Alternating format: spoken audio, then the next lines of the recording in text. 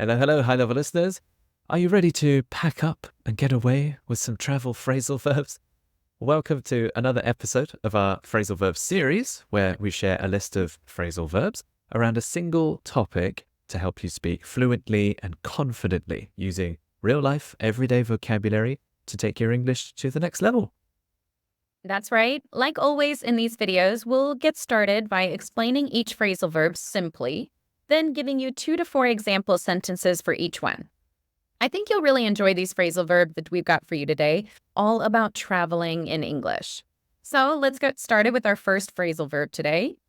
Now, we actually have 2 in one, to check in and to check out. Now, you've probably heard this one. Any guidebook, any English book about travel, you're going to check into your hotel. So when you check into your hotel, you're usually going to sign in, register, or tell them your name. So you need to check in for a tour, check in to the bus, check in to the hotel. This is when you sign in and say, "Hi, I'm here. I'm ready for whatever we have next." We can also use this, especially the word check in. We can use this to get news and updates from someone. So I'll give you a couple of examples for the hotel and one example for getting some news and updates. Hey, when can we check in? Oh, well, let me see. Check in is at 3 p.m. Is it possible to check out a little later? Is it possible to check out a little later?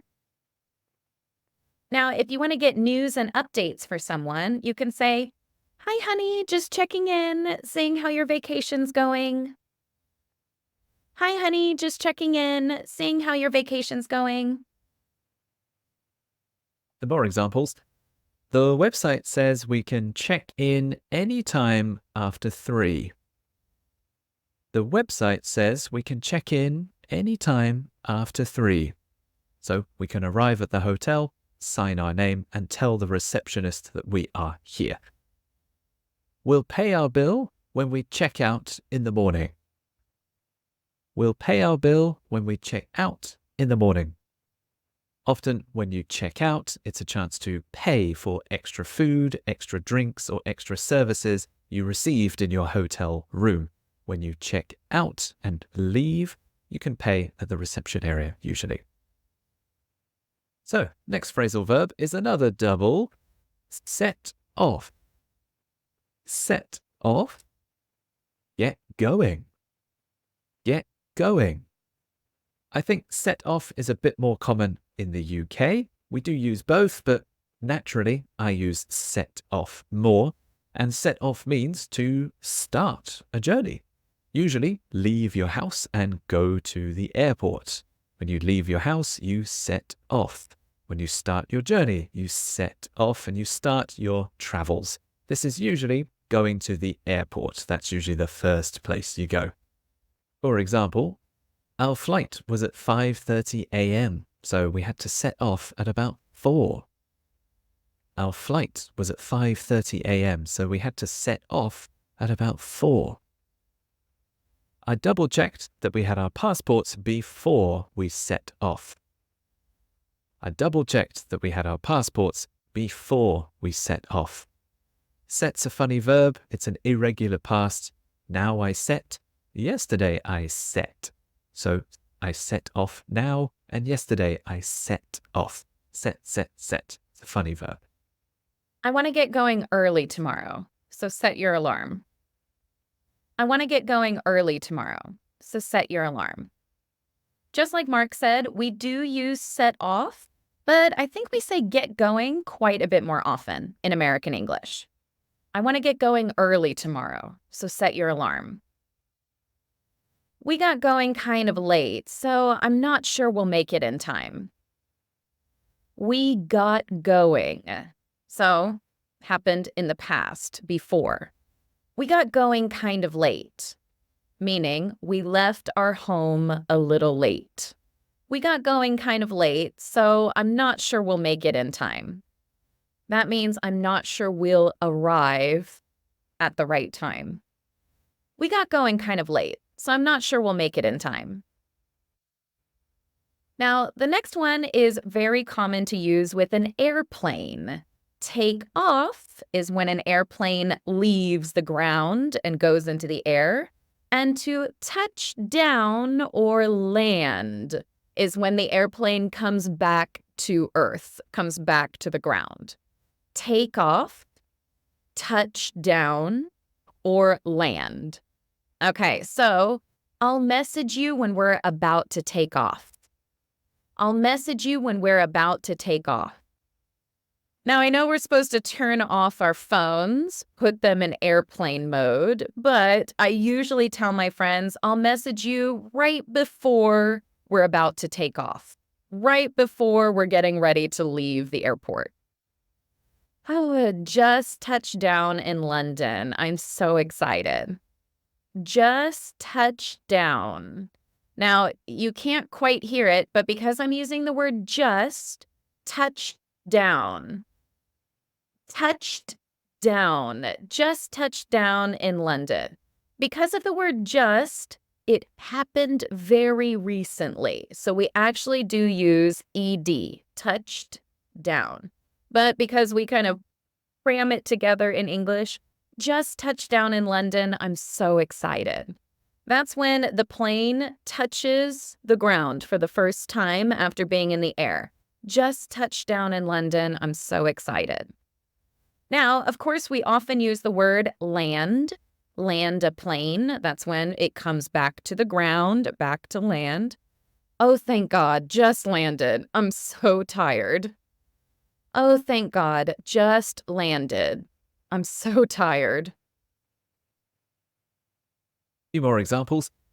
My mother always wants to hold my hand when we take off. This is a true story. My mum's very nervous on airplanes. Her least favorite moment is when we take off because it's a bit noisy, the plane shakes a bit. So my mother always wants to hold my hand when we take off. It makes her feel better. We're expected to touch down at about 6:30. We are expected. This is actually about the future. The schedule of the plane is at 6:30. We are expected by the schedule, by the airline. We're expected to touch down at about 6:30. So if you're telling someone your plans before you get on the plane, you can give them a general idea of when you are expected to touch down. So next one is get in. Get in. You probably know this one already, like get in bed, get in a car, get in the bath. But here, in a travel context, get in is to arrive at your destination. Maybe arrive at your hotel or arrive at your B&B, or maybe get home. It can also be the end of your journey as well. So you can ask someone, what time did you get in? It must have been late. So I know you had a late flight. I know you landed late. So what time did you arrive? What time did you get in? Like when did you arrive in the city or arrive at your hotel or arrive home? What time did you get in? Another example. What was it like getting in? Was there a lot of traffic? What was it like getting in? Was there a lot of traffic? Maybe you arrived into a big city at 4 p.m. or 5 p.m. during rush hour. Getting in is the process of arriving, getting out of the airport, getting a taxi, driving through the city. What was it like getting in? Was there a lot of traffic? So I'm asking about your journey. What was it like arriving? Another phrase, because getting in or get in somewhere is to arrive, instead of saying, did you arrive home okay? I would say, did you get in okay? If I left my friend after we went out and I said, hey, did you get in okay? That means, did you arrive at your house? Did you get in the front door? Did you get into your house? Did you get in okay? Did you get in okay? We're not getting in until midnight. We're not getting in until midnight. Now, this is a good phrase because it could mean a few different things. We're not getting home until midnight. We're not checking into the hotel until midnight. We're not flying into a city until midnight. We're not getting in until midnight. Oh, what time do you arrive? What time are you getting in? Oh, we're not getting in until midnight. Kind of late. All right, we have another phrasal verb, pack up. Pack up. Now, I'm sure that if you have done any traveling, you know the word to pack, to put all of your items in a suitcase for travel. This is another way where we use an extra little word, pack up. Pack up. Now, I like this word up because if you are packing your bag, I think you're putting some items.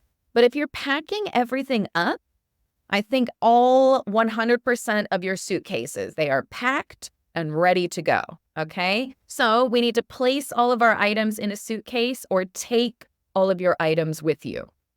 Okay, come on, everybody, time to pack up and go. Maybe we're at the beach and we have chairs and a tent and some towels. Okay, everybody, time to pack up and go. That means take all of our items, put them in our bags, let's go. Come on, everybody, time to pack up and go. Pack everything up, don't forget anything. Pack everything up, don't forget anything. This might be at the end of your travels when you have to say goodbye, you have to check out of your hotel. Okay, come on, pack everything up. Pack everything up. Don't forget anything. Don't forget anything. Some more examples. We packed up our suitcases and got into a taxi. Here's the past tense. We packed up. Packed up. The words connect in phrasal verbs. We packed up our suitcases and got into a taxi. We were all packed up and ready to go. We were all packed up and ready to go. 3 words, all packed up, makes a common phrase. I'm ready. I have my clothes, my passport, my toiletries. Maybe I'm going to the airport, so everything's in little plastic bags already. I am all packed up. Are you all packed up? Yes, we're all packed up and ready to go. That means all of my luggage is ready. Another set of phrases. We've done these ones before, but they're applicable in so many different situations, and they're applicable here as well. Pick up. Drop off. Pick up, pick someone up, is to collect someone. Often, I'm driving a car to them, pick them up, and then we drive home or somewhere else. Drop off is when we start in the car, arrive, you get out, you go off, and I continue. So usually, if someone's arriving at the airport, I will come and pick them up. If they have a flight to catch in an hour, I will drop them off. They walk into the airport and I leave. For example, there's a special area outside the airport where you can pick me up. There's a special area outside the airport where you can pick me up. Could you drop me off at Terminal A? Could you drop me off at Terminal A? If you're in a taxi or with a friend, airports will have different terminals for different airlines, so you can ask them which specific terminal you want. Could you drop me off at Terminal A? Where does the bus normally pick you up? Where does the bus normally pick you up? I need to be dropped off at the corner, please. I need to be dropped off at the corner, please. All right, we have another phrasal verb, get away. Get away. Now, if you tell someone, get away, that means leave, get out of here. But if you want to get away, then you leave the city. You leave your home and you go on vacation. There's a famous advertisement in the United States for one of the airlines, and they say, want to get away? Want to get away? Short, simple, yes, I do want to get away. So to get away is to leave a place or to leave your home to go on a vacation. It will be so nice to get away this winter. It's freezing. It'll be so nice to get away this winter. It's freezing. The countryside is a great way to get away from it all. The countryside is a great way to get away from it all.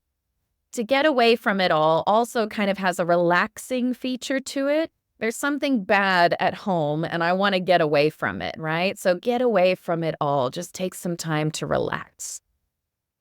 Yes, it definitely has the feeling of escaping, to escape my job, my boring 9 to 5 office job, or escape the traffic in the morning. I want to get away.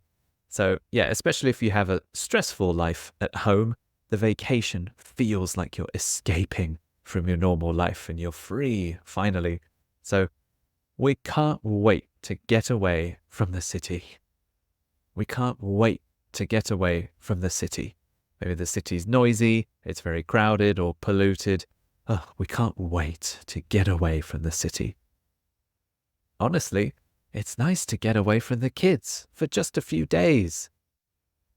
Honestly, it's nice to get away from the kids for just a few days.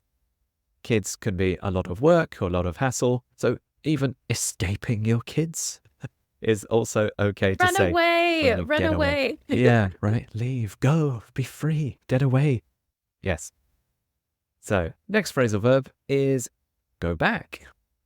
Go back. Go back is to return to a place.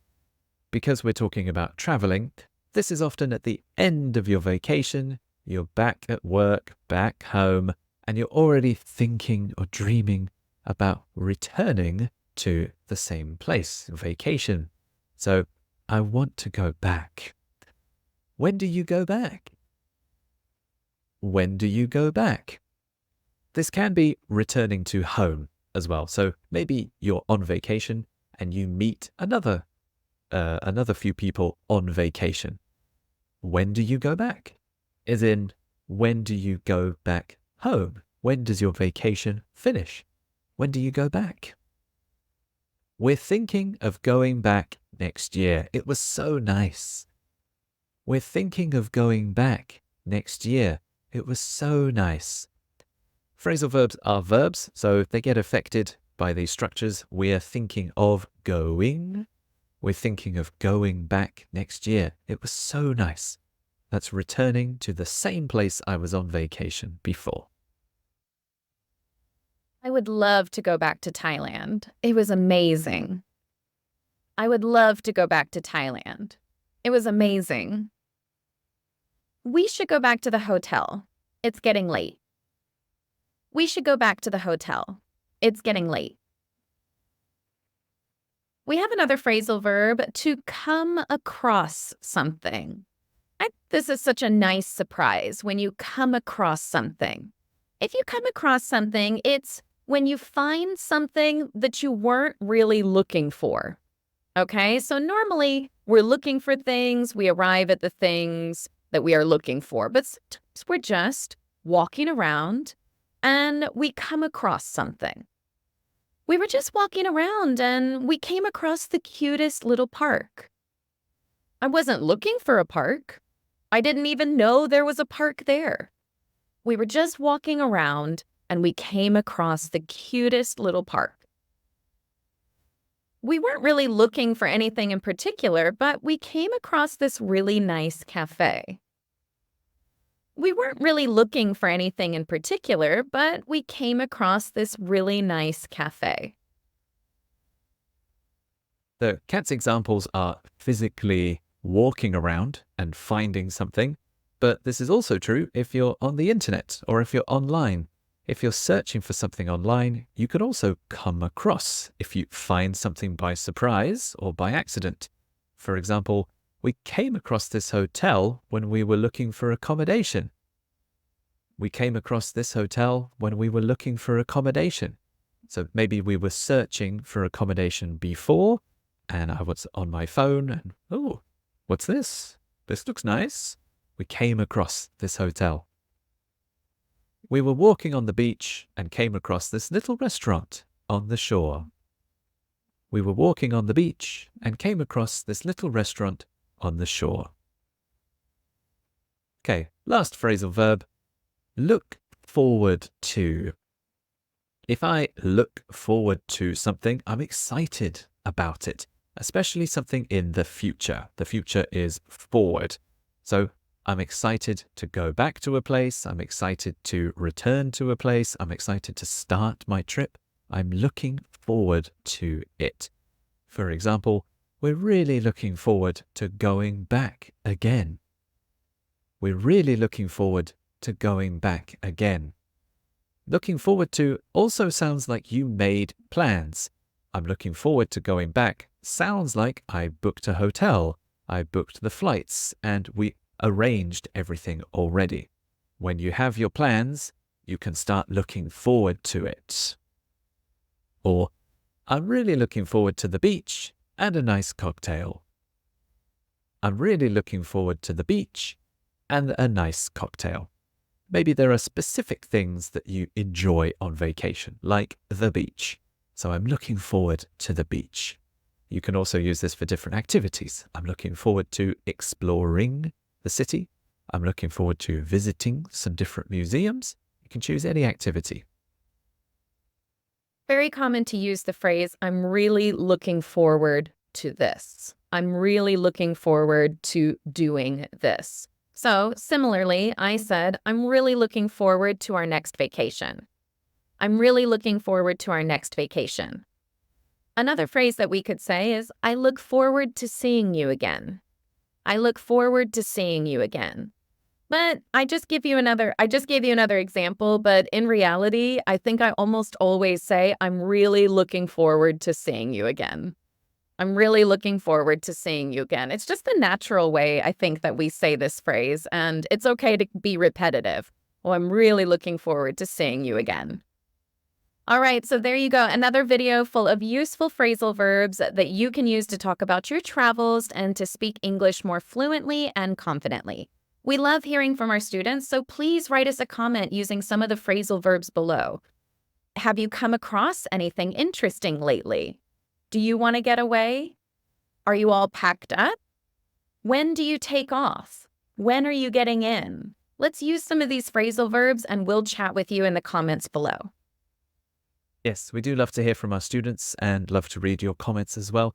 Like always, if you are a high-level listener member, you can get a PDF cheat sheet with all of the phrasal verbs and the examples that we read in this episode. You can get them as a nice downloadable file that you can take offline to study. The details on how to do that, like always, are in the description below. And we will see you again for another video very soon. Goodbye.